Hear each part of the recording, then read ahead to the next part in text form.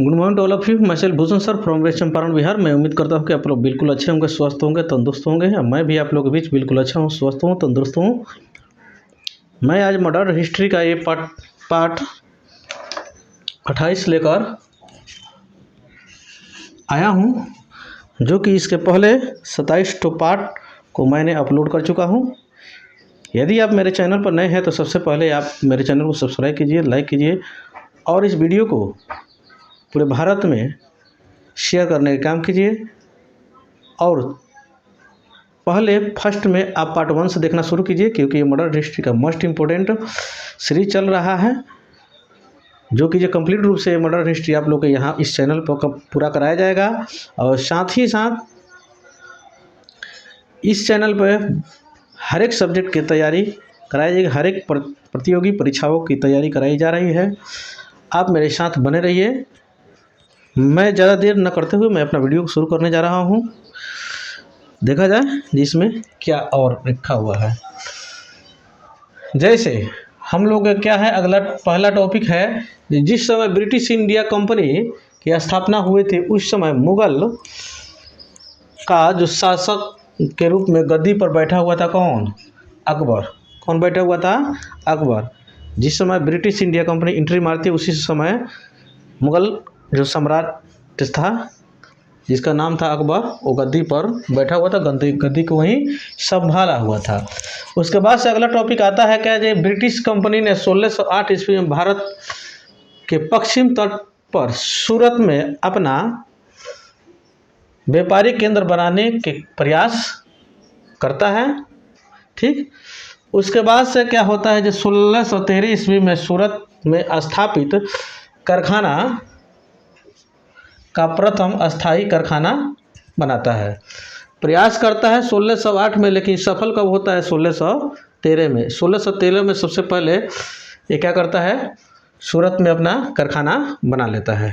उसके बाद से अगला क्या आता है, जो 1639 ईस्वी में British east India company Madras में क्या करते हैं, अपने मद्रास को में एक जगह है जहाँ पे वो भाड़े पर ले लेते हैं और उस जगह पर क्या बनाते हैं, फोर्ट सेंट जॉर्ज बनाते हैं, का किला बनाते हैं, ताकि यहाँ पर हम अपना गोदाम बना सके, ताकि कच्चा माल भी खरीदें यहाँ पे तो रख सके और यहाँ से अपना व्यापारिक फैलाते रहें। ठीक, उसके बाद से आता है क्या, जो 1651 ईस्वी में अंग्रेज़ों ने बंगाल के हुगली में अपना व्यापारिक कोठी खोला।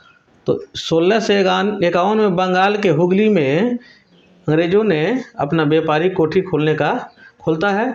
उसके बाद में 1661 ईस्वी में ब्रिटिश राजकुमार चार्ल्स द्वितीय उसने क्या करता है, पुर्तगाली राजकुमारी कैथरीन से अपना विवाह कर लेता है।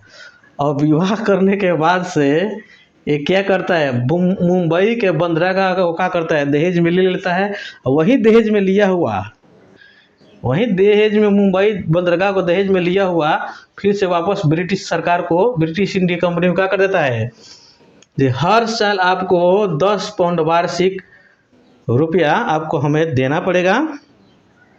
ब्रिटिश इंडिया कंपनी को क्या करता है, वो दे देता है। देखिए, शादी यहीं पर किया, राजकुमारी को भी पुर्तगाली भी राजकुमारी से ही ले लिया और मुंबई बंदरगाह भी जो किसके कब्जा में था, पुर्तगालियों के कब्जा में था, उसको दहेज में ले लिया और फिर से वापस वो ब्रिटिश ईस्ट इंडिया कंपनी को दे देता है। तो कहीं ना कहीं सपोर्ट किसको किया, ब्रिटिश ईस्ट इंडिया कंपनी को किया, क्योंकि वो भी ब्रिटिश के रहने वाला था, आई कंपनी भी ब्रिटिश के रहने वाली थी। ठीक, उसके बाद से क्या होता है, जो 1998 में कलकत्ता में फोर्ट विलियम किला का निर्माण प्रारंभ होता है। तो सबसे पहले पूछ देगा, जो कलकत्ता में फोर्ट विलियम किला का निर्माण कब शुरू हुआ, तो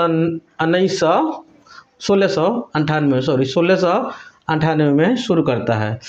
एक नोट निकल के आता है क्या, जो कलकत्ता पूछ देगा, बहुत सारे एग्जाम में पूछ देता है, जो कलकत्ता शहर का स्थापना किसने किया था, तो कलकत्ता शहर का स्थापना कौन करता है, जॉब चारनॉग करता है। कौन करता है, जॉब चारनॉग द्वारा कलकत्ता शहर का स्थापना कराया जाता है। 1717 ईस्वी में फर्रुखियार एक शासक था, मुस्लिम शासक था, जिसने अंग्रेजों सबको क्या कर दिया, अंग्रेजों सबको व्यापारिक छूट दे देता है, जिसके चलते उसको क्या क्या कहा जाता है, मैग्ना कार्टा कहा जाता है। व्यापारिक छूट इसलिए दिया जाता है कि ये दे देता है फर्रुखसियार, क्योंकि ये जो चेचक से बहुत ज़्यादा ग्रसित था, बहुत से सारे दावा कराया लेकिन चेचक से ठीक नहीं हो रहा था, पूरा लाचार हो गया था। तब तक एक अंग्रेज आता है और इसका दावा करता है। अब उसी दावा से क्या हो जाता है, फर्रुखसियार ठीक हो जाता है। और इन्होंने 3000 वर्षों के लिए क्या कर देता है, अंग्रेजों सबको एग्रीमेंट बना के दे देता है कि इतने वर्षों में आप लोगों किसी प्रकार के टैक्स वगैरह नहीं लिया जाएगा, फ्री ऑफ कॉस्ट आप यहाँ पर व्यापार कर सकते हैं। इसीलिए इसको अंग्रेजों के समय का मैग्ना कार्टा कहा जाता है। किसको, फर्रुखसियार को कहा जाता है। 1757 ईस्वी में प्लासी के युद्ध होता है, जिसमें अंग्रेजों ने क्या करता है, बंगाल के क्षेत्र पर अपना प्रत्यक्ष रूप से क्या करता है, शासन कर लेता है। और इसी युद्ध के कारण बंगाल में अपना पैर जमाने का इसको मौका प्राप्त हो जाता है। उसके बाद से 1757 ईस्वी में अंग्रेजों ने बेदरा के युद्ध में क्या कर देता है, डचों को हरा देता है। क्या करता है, डचों को हरा देता है। उसके बाद 1760 ईस्वी में वांडिगास के युद्ध में अंग्रेजों ने फ्रांसीसियों को हरा देता है। ठीक, और हराता नहीं है, बुरी तरीक़ा से हरा देता है। 1764 ईस्वी में बक्सर के युद्ध में इसने 12 अगस्त 1765 ईस्वी को अंग्रेजों एवं शाह आलम द्वितीय द्वारा क्या हो जाता है, इलाहाबाद की संधि हो जाती है। ठीक, अब देखिए प्लासी के तो युद्ध में इसने बंगाल पर अपना प्रत्यक्ष अधिकार जमा लेता। उसके बाद से 1759 ईस्वी में बेदरा के युद्ध में इसने डच को हरा देता है। 1760 ईस्वी में अंग्रेज सब वांडिगास के युद्ध में फ्रांसीसियों को हरा देता है। उसके बाद से जो शासक था यहाँ पे भारत में, शाह आलम द्वितीय, उसके साथ में इलाहाबाद में क्या कर लेता है, संधि बना देता है, संधि कर लेता है। तो इससे यह पता चल जाता है कि जो भी यहाँ पर जो बड़ी बड़ी हस्तियाँ जो आई थी, कंपनी आई थी, बहुत से सारे शासक आया था, उसको पराजित ही कर दिया, कुछ लोग से संधि ही बना लिया। उसके बाद से तो इसका ऑटोमेटिक शक्ति क्या होना, बढ़ना शुरू किया। इसी समय उसका बंगाल पर अपना वर्चस्व जमाने का मौका प्राप्त हुआ। धीरे धीरे इसकी शक्ति क्या होने लगा, मजबूत होने लगा, क्योंकि भारत में दूसरा कोई शक्ति ही नहीं था कि इस अंग्रेज सबको रोक सके, इंटरफेयर कर सके।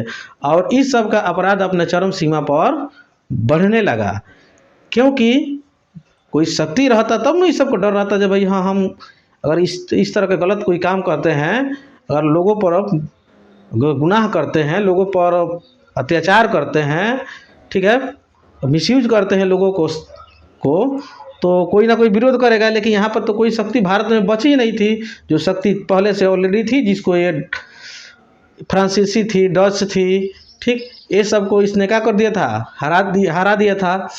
और ये शाह आलम द्वितीय से संधि ही कर लेते, ये कुछ बोल नहीं सकते थे। ठीक, तो दूसरा शक्ति तो बचा ही नहीं था, इसलिए इसने भरपूर भारत में अपना फायदा उठाने का प्रयास किया। इसका भ्रष्टाचार दिन प्रतिदिन बढ़ते गया।